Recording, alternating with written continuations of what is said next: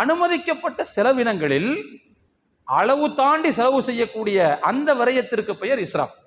இதுவும் தப்பு தான். அதாவது செலவினத்தினுடைய வகைதான் சரியே தவிர செலவு செய்யக்கூடிய முறை தப்பு. ஏன்னா அளவோட நிற்கணும் இல்லையா? அளவை தாண்டும் போது அது இஸ்ராஃப், வீணாகி விடுகிறது. எனவே அது தவறானதாக மாறுகிறது. ஆனால் செலவினம் என்பது தவறு கிடையாது. ஏன்னா அது வந்து சாப்பாட்டுக்கு செலவு பண்ணுறது தான், உடுத்துறதுக்கு செலவு பண்ணுறது தான், குடியிருக்கிற வீட்டுக்கு செலவு பண்ணுறது தான், தேவைப்படுற வாகனத்துக்கு செலவு பண்ணுறது தான். அதனால செலவினத்தினுடைய வகை தவறு கிடையாது, செலவு செய்யக்கூடிய முறை தவறு. இதுக்கு பேர் இஸ்ராஃப்.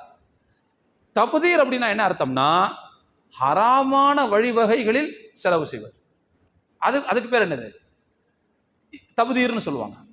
அதாவது செலவு செய்யக்கூடிய இனமே தவறு, அந்த இனத்தில் அளவுக்கு அதிகமாக செலவு.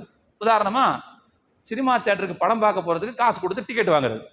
உதாரணத்துக்கு சொல்றேனே,